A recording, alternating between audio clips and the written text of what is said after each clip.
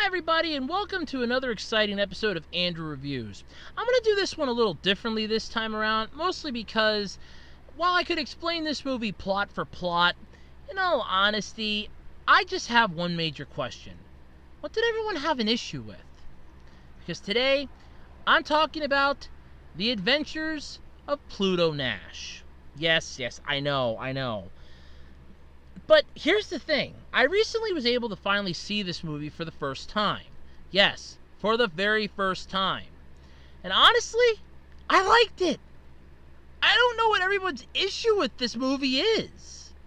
Okay, the plot of it's simple. Eddie Murphy plays Pluto Nash, a former smuggler who lives on the moon. He got out of jail and basically made a deal with the mob to buy himself a club. And he turned it into one of the hottest clubs on the moon. Unfortunately, another jackass by the name of Rex Crater wants to buy out a majority of the moon because they're about to legalize gambling on the moon. And he wants to have the moon's biggest casino, basically in Little America. Don't ask. They never really explained it anyway, but in all honesty, don't ask. Aided by his android sidekick, played by Randy Quaid, and the lovely girl of his dreams. Yeah, this is a good movie. He embarks on an adventure to basically plant his foot firmly up Rex Crater's ass. And that's pretty much what he wants to do. See, he decides that he's going to do this after Rex Crater attempts to buy him out multiple times, and actually gets so pissed off that he refuses to sell, he blows up his club.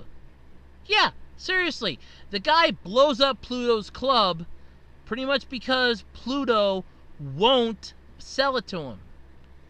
Pluto embarks to find out what the hell is going on, teaming up with a former cop, played by Peter Boyle, who basically gives him some information.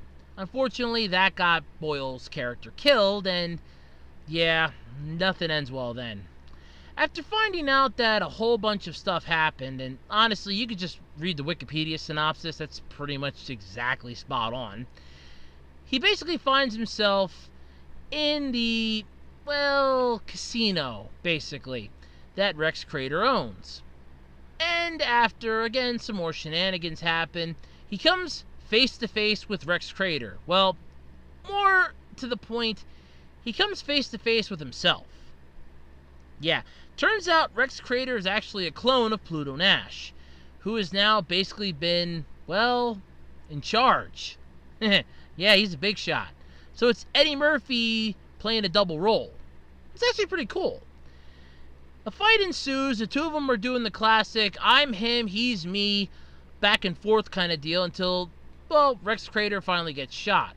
Unfortunately, he wasn't completely dead, so then they have to actually kill him, which they managed to do. And the movie ends with Pluto going back to his club, giving the android bodyguard of his the job as manager of the club, and yeah, that's pretty much it. It's a wonderful, wonderful movie. Seriously, what the hell do people have an issue with? Look, when I originally went to see this movie when it was in theaters, it didn't even make it past one showing. The lady at the ticket booth, when my mom and I asked about it, told us that it didn't even make it past the 15-20 minute mark of the movie as people were coming out demanding their money back. So I honestly want to know, what was wrong with this movie?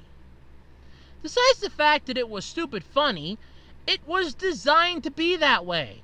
It was basically parodying every single gangster movie you could think of.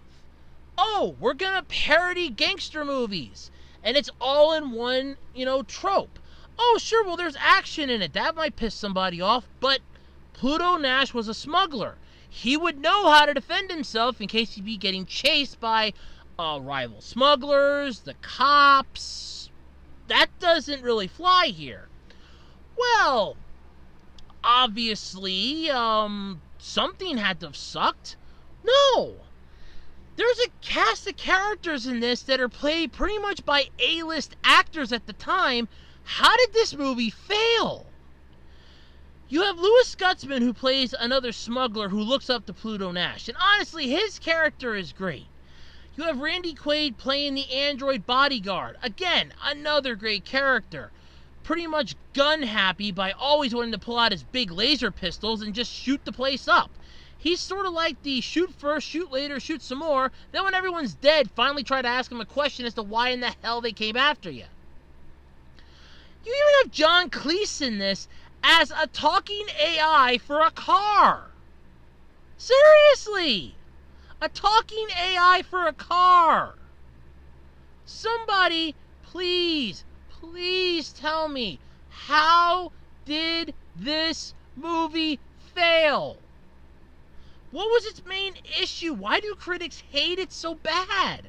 I liked it. I honestly don't think it got a fair shot.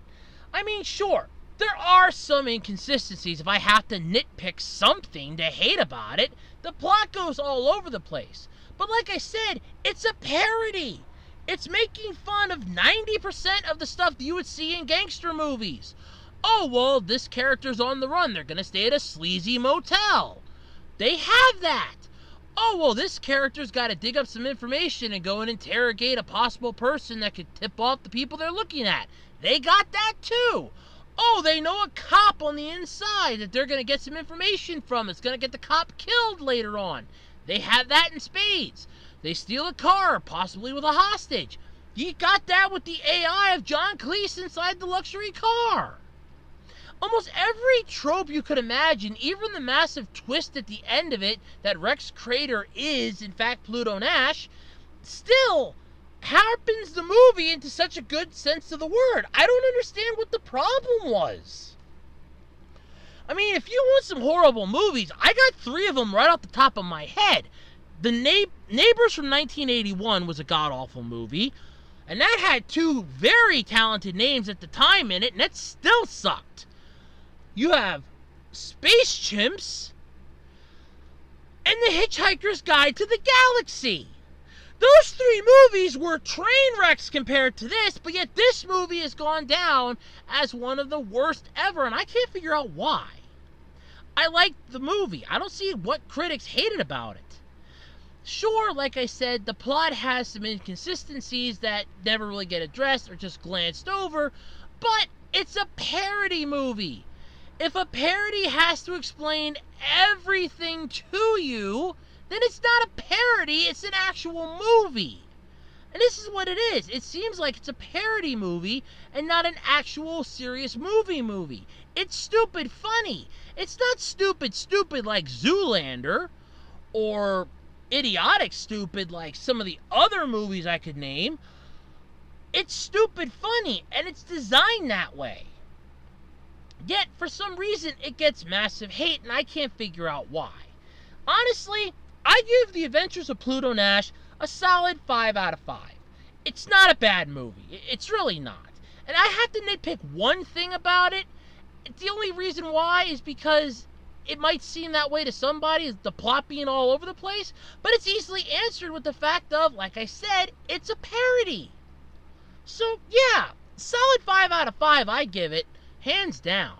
If you get a chance to watch it, as of the time of this recording, it is up on Tubi's site. So if you have the Tubi app, or you can go on to Tubi.tv, or just Google Tubi, T-U-B-I, you can actually watch this. It is streamable. I highly recommend checking it out. If you were on the fence about watching it, check it out. If you hated it, I say give it a second chance. It's not that bad of a movie. I don't understand how people hate it so bad. I mean, it's really not that bad of a movie. It's actually quite good. I'm impressed. But, I don't know. To each their own, I guess. Anyway, I'm Andrew Rhodes, and this has been Andrew Reviews. Thanks, everybody, and catch us next time.